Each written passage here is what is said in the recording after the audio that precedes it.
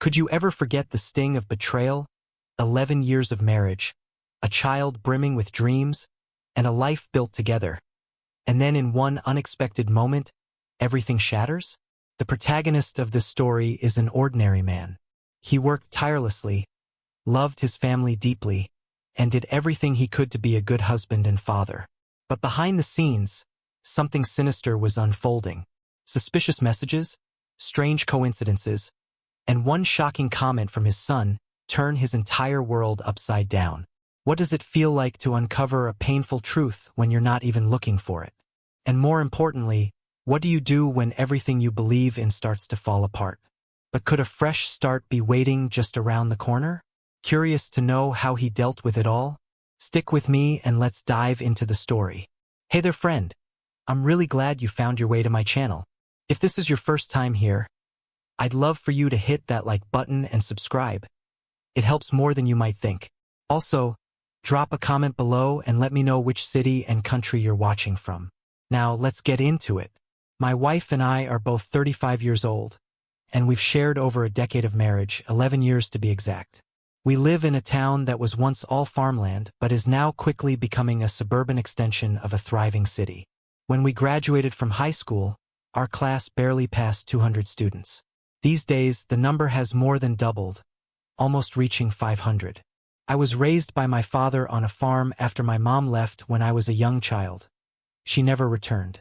From an early age, I worked alongside my father with the farm chores until he leased the land and took a job at a factory. The lease income allowed him to buy more land, including a house. During the recession, he let me renovate it, and I worked on it with plans to make it a future home for my family. Technically, the house still belongs to the family trust, along with other properties, but my wife and I handle all the maintenance and expenses. My wife, on the other hand, came from a lower middle-class family, but despite their modest means, her family was always warm and loving. From the start, they treated me like one of their own. They moved to our town when we were in junior high, and we began dating in high school. We stayed together throughout, and when I secured a steady job, we got married. Before that, I worked any job I could find, junk hauling, house painting, anything to help make ends meet. Today, we have an 8-year-old son. My wife stays home to care for him while I work as a route driver for a major snack brand. Over the years, I've expanded my route to ensure our products reach almost every grocery store, convenience shop, and gas station in the region. Since the area still has a rural feel, my route stretches far and wide. The big plan was for my wife to eventually manage a second delivery truck once our workload increased. A new supercenter grocery store was slated to open the following year, and gaining full control of my route could open up some exciting opportunities for us. We've been together since shortly after high school, and though we've had our share of ups and downs, mostly due to my long work hours, I've always tried to be present. But honestly, I often fall short. Still, we've shared many great moments. We both adore our son, who is full of energy and loves sports. He played basketball in the winter, baseball in the spring, and was now eagerly jumping into flag football. But this past spring, things between my wife and me started to falter. We could both feel the growing distance between us, so we had an open and honest conversation. We made a decision to put in the effort and work things out. From late April to mid-June, things began to heat up between us again. Our connection rekindled and our intimacy soared. Honestly, it felt like we were back on track. I could barely manage to balance work and our revived relationship, but I pushed through somehow, handling both. Meanwhile, our son was deep into baseball season. I made sure not to miss a single game, although I couldn't always attend practices due to my job. A lot of dads volunteered to help coach, but that just wasn't an option for me. My wife stepped in whenever she was needed. The team's coach, Benjamin, had once been married to Miranda, one of my closest friends from high school. Miranda had been the brightest student in our class. After college, she met Benjamin and they got married young. They had a son who was the same age as ours. Unfortunately, their marriage fell apart and they split 3 years ago. Miranda moved back to town, relying on her parents for support with childcare. Benjamin returned about a year later, likely to be near his son, maybe even hoping to reconcile with Miranda. By June, my wife and I were slipping back into our old routines. In July, we had another heart-to-heart and reaffirmed our commitment to each other. We even took a trip together, hoping it would rekindle the spark. But the emotional distance between us lingered. By mid-August, things had heated up again. But by the time September arrived, the fire had faded. That's when our son started flag football, and he was immediately hooked. One evening, I stopped by practice and was surprised to see my wife standing next to Benjamin. She was holding a clipboard and helping lead the drills. Several other dads were also lending a hand. Later that night, I brought it up, but before she could answer, our son interrupted. "She wasn't just helping," he said. "She's a full-fledged coach." It turned out that when she signed him up for the team, she had volunteered to coach, and it quickly became a huge time commitment. She was always on her phone, texting, taking calls, or just glued to her screen. Every afternoon after school, she and our son would head over to Benjamin's place, where he was coaching both boys in football. The extra practice was paying off. Our son and Benjamin's boy were becoming two of the top players on the team. Then came the first official game. I had just finished my shift that morning and made it to the football field just in time for the game. I spotted my wife standing next to Benjamin giving the team instructions. As I sat down in the bleachers, someone pulled up a chair next to mine. It was Miranda. We watched the first half of the game in silence. Then, during halftime, she turned to me with a serious expression and asked, "How are things going with your wife?" I told her everything was fine, but she didn't seem convinced.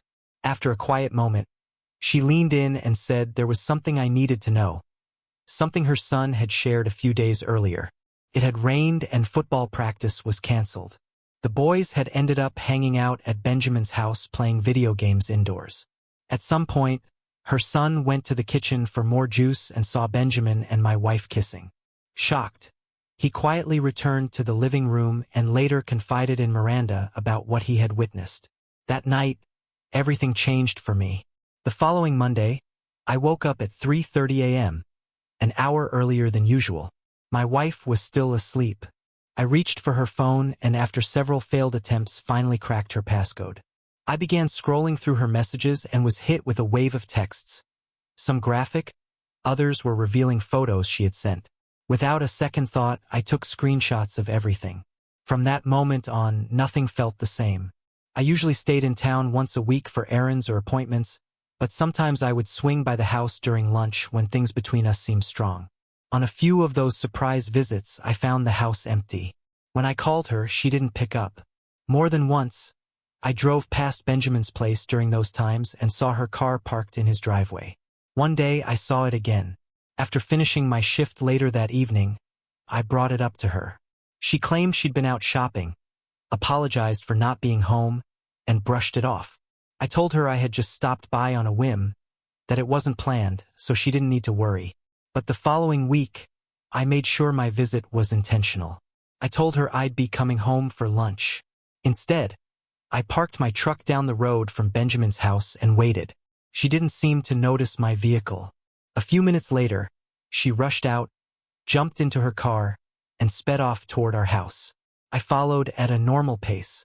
When I walked in the front door, she was already in the kitchen, cheerfully making a sandwich. We chatted over lunch like everything was perfectly normal. That Saturday after our son's game, I took him home to change before dropping him off at my dad's place. He had the option to fish or even swim if he felt like it. When I returned home, she wasn't there. I drove past Benjamin's house and, sure enough, her car was parked outside again. I called her, and when she finally answered, her tone was sharp and irritated. I asked what she was doing there. She didn't respond right away. I told her to get dressed and come home. When she walked through the door, I was already sitting at the table waiting for her. She stormed in furious, accusing me of being paranoid. I asked her to sit down, but she refused and kept raising her voice, becoming more defensive with every word. I stood firm and told her to lower her voice and sit down. I had something I needed to show her. She demanded to know what was in the folder I was holding, but I repeated myself. Sit first. Once she finally sat down, I spread the screenshots in front of her. Texts, photos, everything. Her anger flared. She lashed out at me for looking through her phone, But when she saw the explicit pictures, she went quiet. That was it for me. I told her she had until the following Sunday to pack her things. On Monday, I would be meeting with a lawyer. She was to take only her clothes and personal items. The rest could be dealt with later. She broke down crying and apologizing repeatedly. I asked her a question I had read in an advice forum, something that stayed with me. What exactly did you think would happen? She didn't answer, and at that point, there was nothing more to say. Since then, I've been staying at my dad's house. That Sunday, I brought my son back to the house so he could catch his school bus the next morning. I sat him down and gently explained that his mom and I wouldn't be living together anymore, but he would still be in his home. Later that evening, when I returned to the house, all her things were gone. We had agreed that she would pick our son up after school.